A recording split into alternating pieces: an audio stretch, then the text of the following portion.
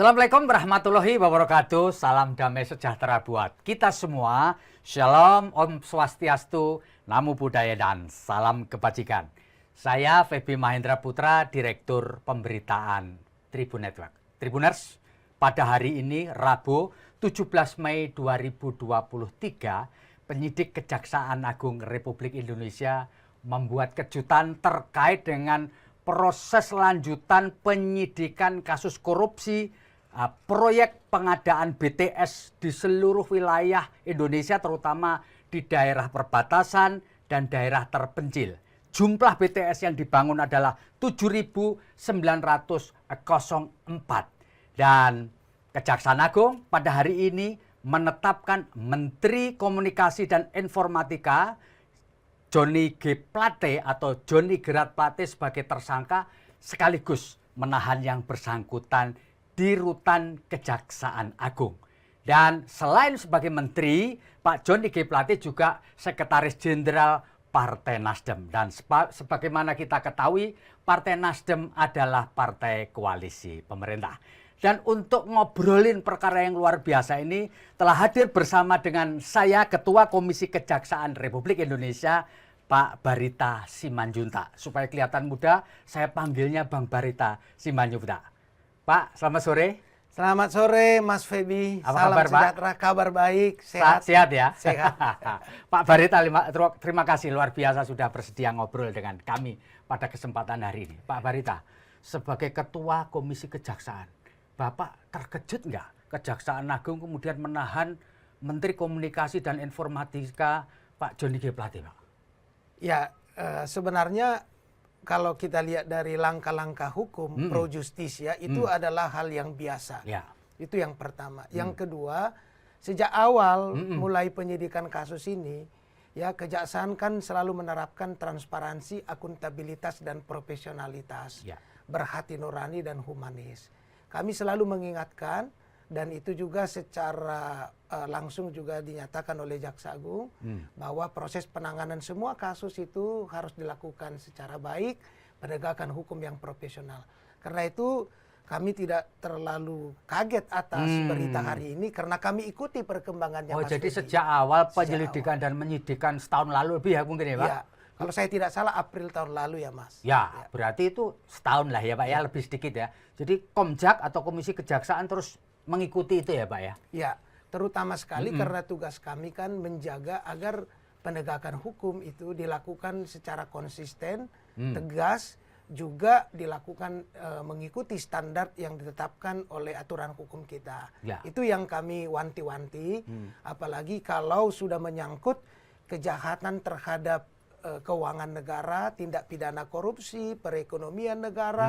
Bagi kami itu harus serius kita jaga agar upaya pemerintah dalam melaksanakan pembangunan itu tidak tergerus oleh perilaku-perilaku atau perbuatan tercela termasuk tindak pidana korupsi ini. Jadi kami betul-betul hati-hati mengingatkan dan menjaga. Itu yang kami lakukan, Mas Feby. Pak Barita, Bang Barita, apakah sepanjang proses penyelidikan dan penyidikan kasus ini, para penyidik dan pejabat Kejaksaan Agung terbuka kepada Komisi Kejaksaan, Pak?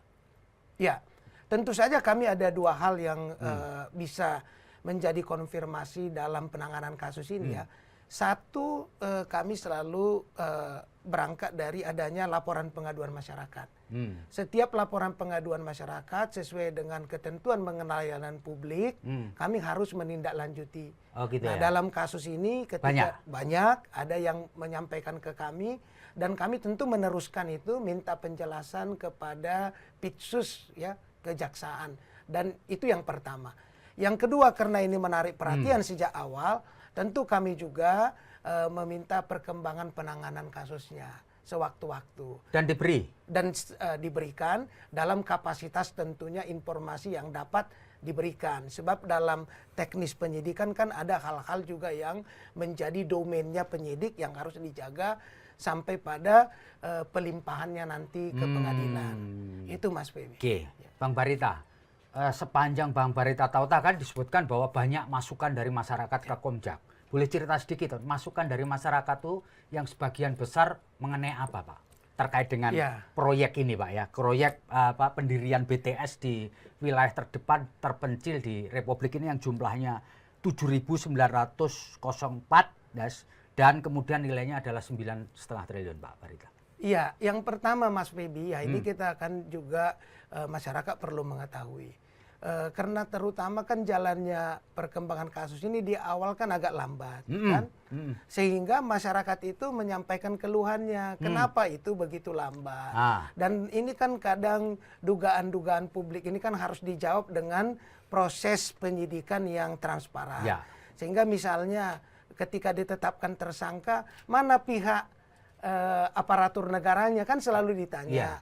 Jadi ini tidak boleh tebang pilih ya, karena selalu ada dua pihak kan dalam tindak pidana korupsi. Itu banyak sekali pertanyaan-pertanyaan yang harus dijawab, sebab itu adalah hak masyarakat untuk mengajukan pertanyaan. Dan tugas komisi melakukan konfirmasi itu agar apa yang ditengarai oleh masyarakat itu terjawab. Kemudian yang kedua, apalagi nih kasus kan di saat negara kita sedang giat-giatnya melakukan upaya agar semua wilayah kita terpencil, terluar, tertinggal itu bisa disatukan oleh terkoneksi arus ya, informasi komunikasi yang terkoneksi. Sehingga hambatan komunikasi dapat diatasi. Sehingga kita bisa menerjemahkan target capaian pembangunan pemerintah itu dengan akurat kepada masyarakat. Jadi tidak boleh main-main dengan ini. Nah, jadi ini bukan satu hal yang sulit kan, karena apa? Aparatur kejaksaan kan ada sampai di pulau terluar, di kejaksaan negeri, di satuan kerja. Jadi apabila mau melakukan pengecekan kan itu mudah. Pengecekan fisik ya, apakah betul di situ ada BTS atau tidak gitu ya? Apakah saluran contoh kecilnya, sinyal atau media digunakan untuk melakukan komunikasi sudah bagus atau belum. Nah, itulah langkah-langkah yang saya kira juga harus kita lihat dalam perkembangan kasus ini sejak awal. Sehingga begitu Mas Febi, kita perlu menjawab pertanyaan dan kegelisahan masyarakat, perlu juga menegaskan bahwa aparatur penegak hukum konsisten, tidak tebang pilih, dan tegas terhadap siapa saja. Sebab ini Mas Febi, ada kedudukan kejaksaan itu kan lembaga pemerintahan yang melaksanakan kekuasaan negara di bidang penuntutan. Jadi karena dia lembaga pemerintahan menurut konstitusi, maka dua tugasnya. Pertama, apabila target kinerja pemerintah terganggu oleh karena adanya penyimpangan internal, maka sebagai lembaga pemerintahan, kejahsaanlah yang punya kewenangan menindak itu. Yang kedua, apabila capaian kerja pemerintah ini ada gangguan, hambatan karena eksternal, maka kejaksaan juga harus menindak yang eksternal itu. Jadi ke dalam dia menertibkan, mengamankan, menjaga, keluar dia melakukan penindakan. Sehingga dalam kaitan itu memang tugas kewenangan kejaksaan yang demikianlah itulah yang memungkinkan dia bisa melakukan fungsi-fungsi penegakan hukum dan penuntutan, khususnya dalam kasus ini Mas Febi. Ya, Bang Barita. Apakah sebelum melakukan penetapan tersangka pada Pak Joni Plate dan juga menahan, apakah kejaksaan juga memberi notifikasi kepada Komisi Kejaksaan, memberi sinyal gitu bahwa gue mau melakukan satu penahanan terhadap orang penting atau sosok tersangka baru, menotifikasi nggak Pak Barita? Ya, ini kan Mas Febi, sesuai Undang-Undang Kejaksaan ini adalah domainnya, dan ini adalah kekuasaan negara di bidang penuntutan.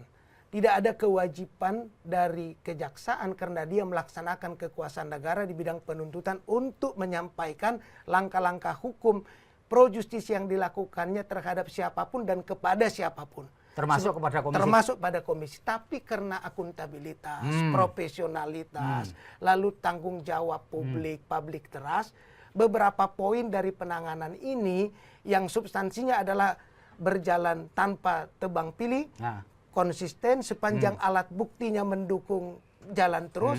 Nah, itulah standar dan ukuran yang dijadikan dasar untuk menjelaskan kepada komisi bahwa penanganannya berjalan sesuai dengan bukti-bukti hukum dan tugas-tugas yang ada di dalam undang-undang. Jadi begitu Mas Febi. Oke. Bang Barita tahu bahwa Pak Joni Plate ini kemudian jadi tersangka dan ditahan kapan? Taunya bahwa ini cadang atau lewat media massa atau memang sudah tahu sebelumnya? Ketika kemarin kan ada konferensi pers ya, Jaksa Agung Muda Tindak Pidana Khusus, lalu kepala BPKP. Ya. Dari situ tentu Ya. kita paham. Oh, gitu Kalau ya. sudah sampai kepala BPKP, Jaksa Agung, Jampitsus yang menyampaikan konferensi pers atas satu penanganannya, berarti itu pertama atensinya sudah luar biasa. Yang kedua berarti akan ada penanganan yang akan ditindaklanjuti pada high level. Itu sudah pesan-pesan Jadi yang sudah indikasi yang sudah disampaikan secara jelas gitu ya. apalagi kemarin Mas Baby ada pertanyaan wartawan, apakah sampai pada oknum pejabat tertinggi kan? Jaksa Agung tegas mengatakan kalau bukti dan dasar hukumnya ada, misalkan sampai ke beliau, dan itu bisa kita saksikan hari ini. Ya. Hari ini masyarakat kita membutuhkan penegakan hukum yang tidak hanya tajam ke bawah, tapi tumpul ke atas, tapi tajam ke semua aspek dan sisi. Ya. Apalagi dalam kasus-kasus tindak pidana korupsi. Tentu indeks persepsi korupsi kita harus meningkat. Antara lain adalah ketegasan dan keberanian penegakan hukum internal, menertibkan, mengamankan, dan menjaga. Dan yang tidak boleh lupa adalah penelusuran aliran-aliran ya, pencucian uangnya, korporasinya, supaya jangan berhenti hanya di orang, tetapi tidak bermanfaat terhadap pengembalian kerugian negara. Itu yang kita kawal jaga, yang jauh lebih penting daripada sekedar agenda hari ini, dan saya yakin itu juga menjadi satu target kinerja kejaksaan. Oke.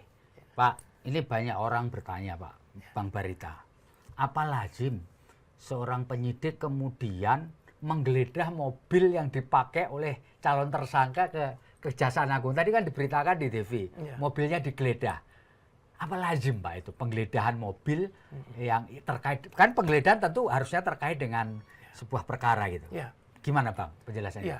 Kalau ada petunjuk atau keterangan-keterangan atau ada proses pro justisia yang mementingkan adanya alat bukti yang ada di barang itu, tentu dia bisa lakukan. Itu adalah bagian tugas kewenangannya. Dan untuk sampai ke situ, Mas Feby, ini kita tidak boleh lupa prosedur, dia tahapannya itu secara ketat ada diatur dalam SOP, langkah-langkah ya penyidikannya, langkah-langkah penyitaan, langkah-langkah penggeledahan. Itu semua harus dapat dipertanggungjawabkan, sebab ini bisa kontraproduktif nanti ketika tersangka atau terdakwa mengajukan upaya hukum. Kan negara kita negara hukum, nggak boleh sewenang-wenang. Tapi wajar-wajar saja ya? Ya, karena dia ada kewenangan di situ. Oh, ya, Kitab Undang-Undang Hukum Acara Pidana kita memberi kewenangan. Memberi kewenangan untuk melakukan penggeledahan ya, penyitaan ya. Penyitaan. Dan di situ dasarnya apa? Dasarnya adalah alat-alat bukti, petunjuk-petunjuk, keterangan-keterangan yang semua diperoleh ketika proses BAP, ya, pemeriksaan saksi-saksi, keterangan-keterangan ahli. Jadi itu tidak ujuk-ujuk, tidak tiba-tiba saya tidak suka Mas Feby lalu saya hancurkan hanya dengan cara-cara hukum yang di luar tugas saya. Jadi terukur, transparan, ada dasarnya. Ya, Bang Barita, kalau boleh dijelaskan, kan tentu komunikasi dengan penyidik selama ini lancar gitu. Sebenarnya duduk masalah yang kuat sekali terkait dengan masalah ini apa, Pak? Karena memang barangnya nggak ada, pembayarannya nggak jelas atau gimana? Ya, saya kira ini adalah bagian yang harus dibuktikan. Nanti di dalam dakwaan dibuktikan di persidangan. Dan ini sudah menyangkut hal yang sangat teknis, yang tentunya tidak semua hal karena menyangkut teknis penyidikan dan penuntutannya bisa disampaikan ke komisi atau bisa juga saya sampaikan. Tetapi yang penting kita tangkap adalah penjelasan dari Kepala BPKP kemarin bahwa ada poin penting di situ. Pertama, yaitu pembayaran yang tidak sesuai dengan pekerjaan. Kemudian yang kedua, markup. Markup ya. Nah, jadi kalau sudah BPKP melakukan penghitungan kerugian negara, audit investigasi, BPKP punya kewenangan dan dilindungi oleh peraturan untuk melakukannya. Tentu dalam sisi penegakan hukum itu adalah bukti yang otentik. Sebab hasil dari audit investigasi itu alat bukti adalah otentik, yang dapat digunakan sebagai bukti di persidangan. Namun Mas Feby, detailnya tentu ini adalah ranah persidangan yang sama-sama kita saksikan dan kita jaga, kita kawal agar nanti kelihatan dalam persidangan yang terbuka untuk umum nanti bagaimana hal-hal atau dakwaan atau prosedur yang ada dalam kasus ini. Bang Barita, ini kebetulan ya, ini adalah tahun politik. Ya. Tersangkanya adalah orang politik karena dia sekjen partai politik. Ya. Lalu orang mengkait-kaitkannya dengan situasi politik tentu saja. Menurut Bang Barita supaya Kejaksaan Agung tidak terjebak di dalam dinamika politik tuh apa yang harus diperhatikan nih? Iya, Mas Baby. Ini tidak bisa dihindari Ya. karena agenda agenda pemerintahan kan tidak berhenti hanya karena tahun politik. Ya, ya, Harus ya. berjalan Ya, juga ya. kan, termasuk penegakan hukum. Ya. Bahkan tegakkanlah hukum itu meskipun besok langit akan runtuh, runtuh, ya ya kan? kan? Dan hukum itu tidak pernah mati, kadang dia tegak, kadang tidur. Kan begitu. Nah, saat dia seperti sekarang, ya yang sangat penting adalah penanganan dan proses penegakan hukum itu dijalankan berdasarkan ketentuan, berdasarkan hukum acara yang berlaku. Sehingga itu akan memberikan konfirmasi terhadap penanganan kasusnya. Makanya Mas Pebi kita selalu mengatakan transparansi. Sebab apakah kejaksaan melakukan itu benar-benar ya sejalan dengan penegakan transparansinya. Ya. Nah, dan itu sudah berjalan. Setiap tahapan dijelaskan dan diberikan informasi ke publik termasuk kepada komisi untuk meyakinkan bahwa penanganannya tidak ada kaitan dengan agenda politik. Mau tidak mau memang pemikiran itu bisa saja ada. Tetapi yang jelas kalau saya tidak salah sejak April 2022 ini sudah naik kasusnya dan sudah dilakukan pemeriksaan terhadap ya puluhan saksi-saksi, keterangan-keterangan dan sudah ditetapkan 5 tersangka sebelumnya Ya, sampai kemarin jadi 6, kemudian sudah dilakukan pemeriksaan lapangannya sampai pada penghitungan kerugian negara. Jadi kalau semua alat bukti yang ada sudah confirm, sudah jelas, tentu kalau tidak dilanjutkan ini Mas justru menjadi pertanyaan. Ya, ya, ada ya, apa? ya. Jadi Ya, ya, ya. dalam kasus yang seperti ini kalau dilakukan tidak benar akan menimbulkan masalah besar, kalau tidak dilakukan proses penanganannya juga akan menimbulkan masalah besar. Karena itu maka secara ya institusi kita tentu mengapresiasi kinerja kejaksaan. Sebab itu membuktikan bahwa sinyalemen selama ini hukum tajam ke bawah tumpul ke atas itu justru bisa dibantahkan karena pejabat level tertinggi sudah ditetapkan tersangka bahkan ditahan. Equality before the law-nya jalan, Mas Baby. Supremasi hukumnya jalan dan due process of law-nya. Itu yang kita lihat signifikansi dari proses penanganan ini yang sampai dengan sekarang berjalan. Jadi mau tidak mau memang selalu ada ya yang mengatakan Mas Baby soal politis, tapi silakan saja. Ya, ya. Transparansinya sampai proses penanganannya di pengadilan, alat buktinya, ya keterangan-keterangan itulah yang menunjukkan bahwa dia dijalankan secara benar. Jadi kesimpulannya Komjak menyatakan bahwa sama sekali tidak ada motif politik di dalam penanganan perkara ini dan so far itu didasarkan pada alat-alat bukti yang punya nilai yuridis gitu ya kira-kira. Iya, betul sekali Mas. Karena kami sangat hati-hati sejak awal ya selain menerima laporan pengaduan juga sewaktu-waktu kami meminta informasi bahkan sampai dengan komunikasi Jaksa Agung sendiri sangat terbuka. Ya. Karena kejaksaan juga membutuhkan agar masyarakat meyakini bahwa ketika tugas kewenangan itu dijalankan dengan konsisten dan sesuai dengan prinsip-prinsip hukum. Jadi saya yakin tidak ada kaitannya itu dengan politik, dengan situasi agenda yang ada sekarang, tapi murni adalah penegakan hukum. Ya. Karena ini sudah berjalan sejak tahun lalu dan sudah didukung alat bukti yang kuat. Ya. Itu. Pak Barita, berdasarkan putusan MK bahwa penetapan tersangka kan boleh diajukan permohonan pra-peradilan. Nah, dalam konteks ini ya, apakah menurut pemahaman yang sudah dilakukan oleh Bang Barita ini kejaksaan siap nih kalau sewaktu-waktu ini tersangka ini terutama ini mengajukan permohonan pra-peradilan, Pak? Ya, pra-peradilan itu adalah hak hukum yang dilindungi konstitusi bagi setiap orang. Jadi sah-sah saja. Ya, boleh aja ya. Boleh-boleh saja. Namun saya perlu menyampaikan bahwa ketika proses penyelidikan dimulai, dilanjutkan penyidikan, penetapan tersangka, penahanan, karena ini berkaitan dengan perampasan kemerdekaan seseorang, maka jaksa sudah punya keyakinan dia bisa membuktikannya. Makanya itu ada belasan tahapan ketika naik dari satu tahapan ke tahapan berikutnya sampai menetapkan tersangka dan sampai menahan. Itu pertaruhannya sangat besar kalau main-main, kalau tidak cukup buktinya.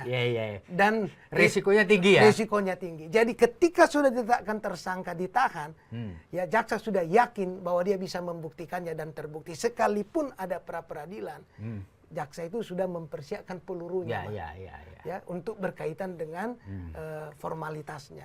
Tapi kalau materi pokok perkara kan itu adalah wewenang dari peradilan yang akan digelar.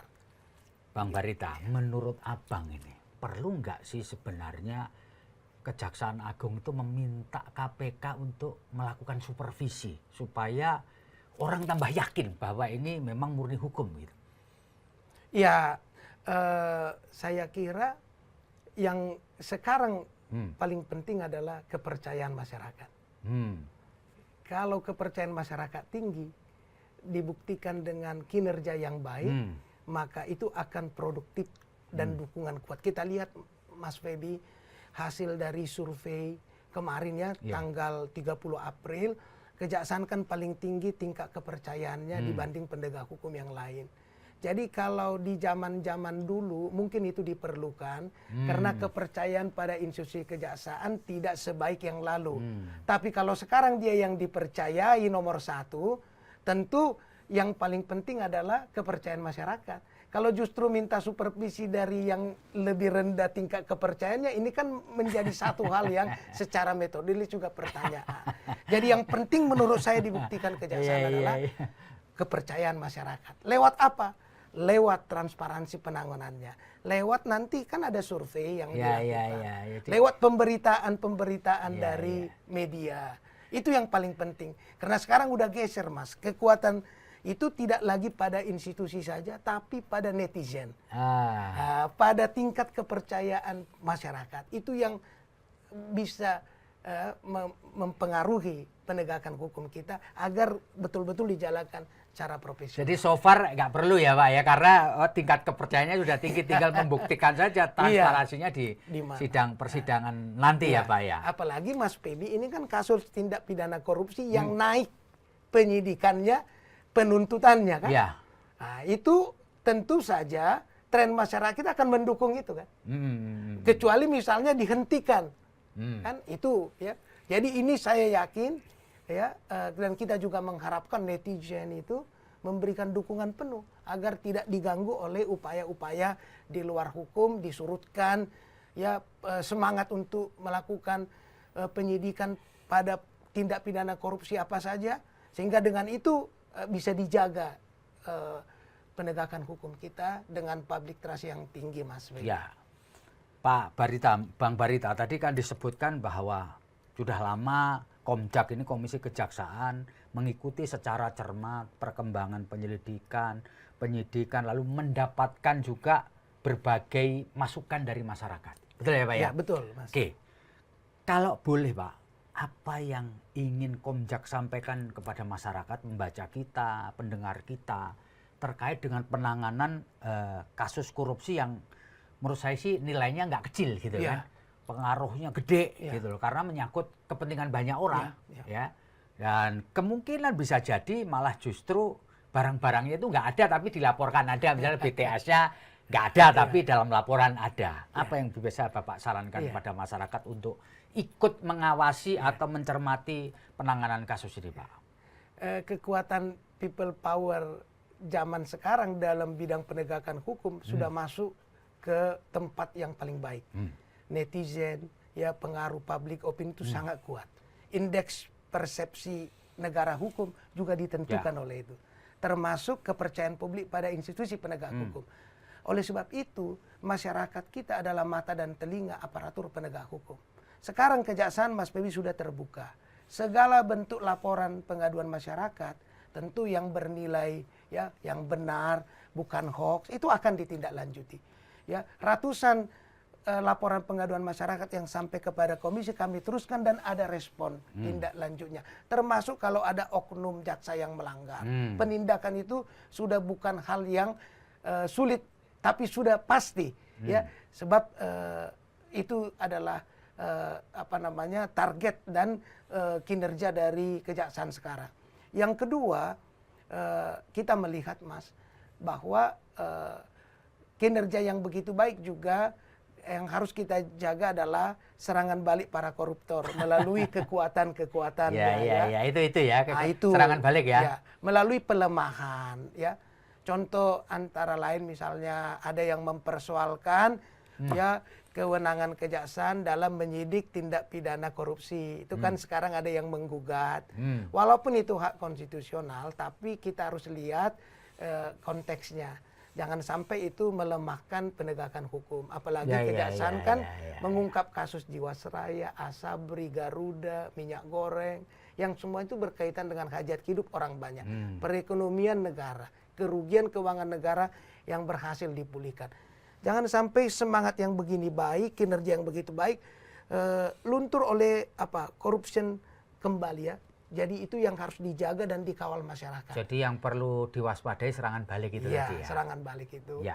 Dan kalau ada hal-hal yang dilihat masyarakat perilaku oknum jaksa yang kurang baik, silakan dilaporkan. Kami pastikan itu akan ditindak. Itu yang dilakukan oleh komisi karena terbukti melalui komunikasi, koordinasi dan tindak lanjut dari setiap laporan pengaduan masyarakat yang masuk ke komisi dan ditindaklanjuti kejaksaan. Bang Baret, ini pertanyaan pamungkas saya. Kejaksaan Agung tadi kan disebutkan bagian dari pemerintah, betul ya? Ya, betul. Artinya bagian dari pemerintah, dia menjadi subordinat dari presiden. Ya. Banyak orang menduga bahwa presiden bisa saja cawe-cawe untuk menentukan si A, si B jadi tersangka, ini jangan begitu. Menurut Komjak bagaimana sih selama ini? Apakah presiden memang benar ikut cawe-cawe dalam proses penegakan hukum yang dilakukan oleh Kejaksaan Agung beserta jajarannya, Bang? Ya, ini pertanyaan yang bagus, Mas ya. Dalam Undang-Undang Kejaksaan itu disebutkan bahwa kejaksaan itu sebenarnya memiliki dua kaki. Pada satu sisi dia melakukan fungsi peradilan. Dan satu lagi adalah lembaga pemerintahan. Tadi yang kita bicarakan lembaga pemerintahan menindak ke dalam, menertibkan yang di luar. Sehingga pemerintah tidak boleh terganggu kinerjanya. Itu di dalam melakukan fungsi peradilan tadi, di dalam Undang-Undang 11 2021 itu ditegaskan sebagian fungsi peradilan dia melakukan proses pro justisia dan melakukan penuntutan. Ketika dia melakukan penuntutan, maka dia oleh pasal 2 undang-undang itu dilakukan secara merdeka, tidak boleh diintervensi.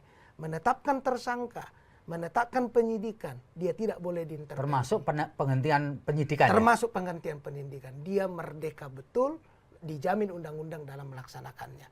Presiden sebagai kepala negara dan kepala pemerintahan memiliki tugas memberikan arah penegakan hukum. Tapi presiden tidak mengintervensi teknis. Teknis penegakan hukum ya. Jadi nggak boleh cawe-cawe dalam proses proses penegakan hukum. Jadi nggak bisa, itu jangan tersangkanya ini nggak bisa ya? Tidak bisa. Ya, dia menentukan arah sesuai dengan garis besar program dari pemerintahan. Teknikal urusan penyidik. Dan dia tidak boleh karena undang-undang mengatakan ketika dia berdiri di atas kekuasaan negara penuntutan, maka dia merdeka. Jadi teknis peradilannya, yaitu penyidikan, penuntutan, sampai pada eksekusi, itu di bawah kendali Jaksa Agung. Jaksa Agung adalah penuntut umum tertinggi dan undang-undang, ya tidak banyak undang-undang yang menyatakan ada pemberian kekuasaan negara. Hanya Undang-Undang Kejaksaan menyatakan melaksanakan kekuasaan negara di bidang penuntutan. Artinya di bidang penuntutan itu adalah kekuasaan negara yang dipegang oleh kejaksaan.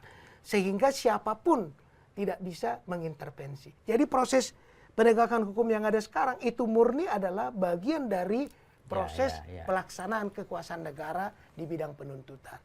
Dan saya kira presiden dalam memberikan arah strategi kebijakan adalah di semua negara itu. Dia tidak mengintervensi secara teknisnya. Dan untuk itulah ya penegakan hukum ini perlu terus dijaga dan dikawal. Sehingga dia dalam kasus-kasus tipikor tegas, tapi dalam kasus keadilan bagi rakyat kecil, restoratif justice jalan.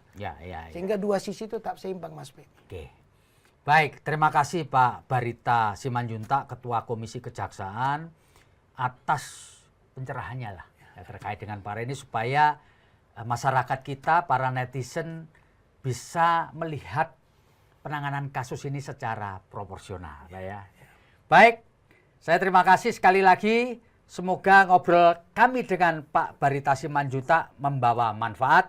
Saya Feby Mahendra Putra, pamit undur diri. Assalamualaikum warahmatullahi wabarakatuh. Salam damai sejahtera buat kita semua. Shalom, Om Santi Santi Om, Namo Buddhaya, salam kebajikan dan jangan lupa tetap bahagia.